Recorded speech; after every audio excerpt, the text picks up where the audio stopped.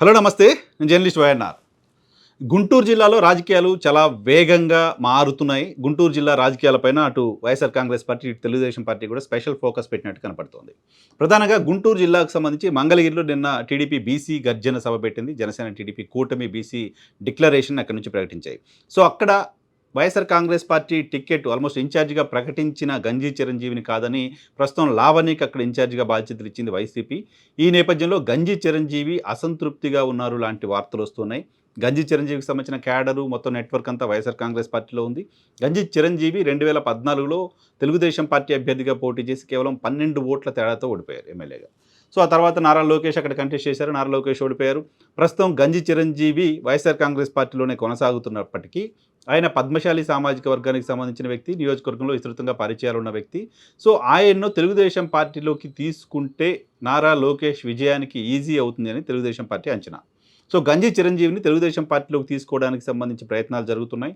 గంజి చిరంజీవికి తెలుగుదేశం పార్టీలో భవిష్యత్తులో ఎమ్మెల్సీగా ఇస్తాం, పార్టీలోకి వచ్చేయండి అంటూ తెలుగుదేశం పార్టీ వైపు నుంచి రాయబారాలు కూడా మొదలయ్యాయి.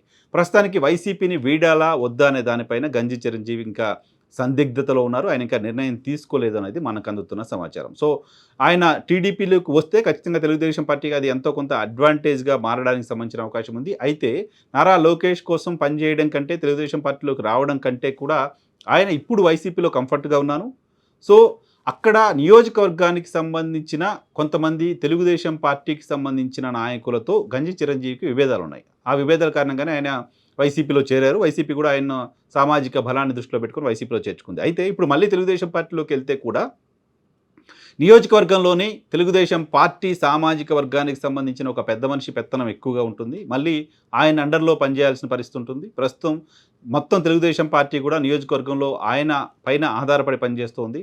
సో గంజి చిరంజీవి నేను వెళ్తే కూడా మళ్ళీ ఆయన కంట్రోల్లో పనిచేయాల్సి ఉంటుంది కదా, మళ్ళీ ఒక సామాజిక వర్గానికి సంబంధించిన వ్యక్తి అండర్లో పనిచేయాల్సి ఉంటుంది కదా. నారా లోకేష్ నాయకత్వంలో కంటే నియోజకవర్గంలోని ఆ సామాజిక వర్గానికి సంబంధించిన వాళ్ళు తనని ట్రీట్ చేసిన విధానాన్ని గుర్తు తెచ్చుకొని గంజి చిరంజీవి సందిగ్ధ పరిస్థితిలో ప్రస్తుతం ఉన్నట్టుగా మనకు సమాచారం. సో గంజి చిరంజీవి ఫోకస్గా తెలుగుదేశం పార్టీ ప్రయత్నాలు చేస్తుంది. ఆయన్ని తెలుగుదేశం పార్టీలోకి తీసుకోవడానికి సంబంధించిన రకరకాల ప్రయత్నాలని ఆ పార్టీ వైపు నుంచి చేస్తున్నారు. మరోవైపు వైఎస్ఆర్ కాంగ్రెస్ పార్టీ మరొక బ్లాస్టింగ్ ఎఫర్ట్ పెడుతోంది ఆలపాటి రాజా పైన. ఆలపాటి రాజా తెలుగుదేశం పార్టీ సీనియర్ నేత, మాజీ మంత్రి. తెనాలి నుంచి ఆయన గతంలో ప్రాతినిధ్యం వహించారు. గడిచిన ఎన్నికల్లో అక్కడి నుంచి ఓడిపోయారు. ఈసారి కూడా అక్కడ పోటీకి సంబంధించి ఏర్పాట్లు చేస్తున్నారు. మొత్తం జిల్లాలోని తెలుగుదేశం పార్టీకి సంబంధించిన ముఖ్య నాయకులు, అత్యంత సీనియర్ నాయకులు ఆలపాటి రాజా ఒకడు. ఆలపాటి రాజాకి జిల్లాతో పాటు ఇతర జిల్లాల్లో కూడా సౌమ్యుడిగా పేరుంది. ఆలపాటి రాజాకి ఒక పెద్ద మనిషిగా గుర్తింపుంది తెలుగుదేశం పార్టీలో.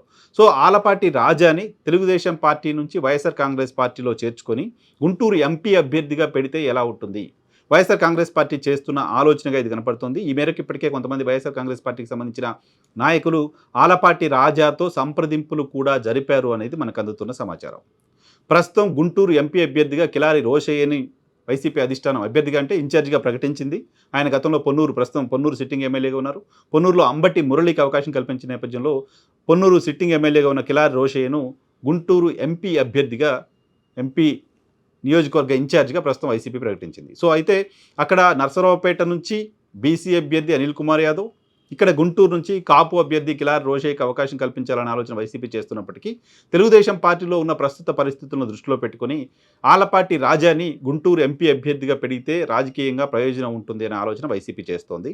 తెనాలిలో ఆ స్థానాన్ని జనసేన కేటాయించారు. ఆలపాటి రాజాకి ఎమ్మెల్యే స్థానం లేదు. ఆలపాటి రాజా తెనాల నుంచి పోటీ చేసే పరిస్థితి లేదు. నాదెండ్ల మనోహర్ అక్కడ జనసేన అభ్యర్థిగా ఉన్నారు కాబట్టి సో ఆయన అసెంబ్లీకి పోటీ చేయడానికి సంబంధించి ఇతర నియోజకవర్గాల్లో అవకాశం కల్పిస్తూ ఉంటే తెలుగుదేశం పార్టీ అధిష్టానం చెప్తున్నప్పటికీ ఏ నియోజకవర్గంలో కల్పిస్తారనే దానిపై ఇప్పటివరకు క్లారిటీ లేదు. ఈ నేపథ్యంలో ఆలపాటి రాజాను వైసీపీలోకి తీసుకుని ఆయన ఎంపీ అభ్యర్థిగా పెట్టే ఆలోచన చేస్తున్నారు.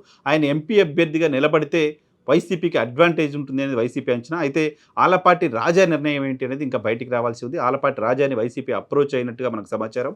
ఆలపాటి రాజా తెలుగుదేశం పార్టీ కనుక తనకు అకామిడేట్ చేయకపోతే, ఒక అసెంబ్లీ స్థానాన్ని కేటాయించకపోతే ఖచ్చితంగా వైఎస్ఆర్ కాంగ్రెస్ పార్టీ వైపు మొగ్గు చూపే అవకాశాలు ఉన్నట్లుగా వార్తలు వస్తున్నాయి. మరొక 2-3 రోజుల్లో ఈ 2 అంశాలకు సంబంధించి అటు గంజి చిరంజీవి అంశం పైన, ఇటు ఆలపాటి రాజా అంశం పైన ఒక క్లారిటీ వచ్చే అవకాశం కనిపిస్తోంది.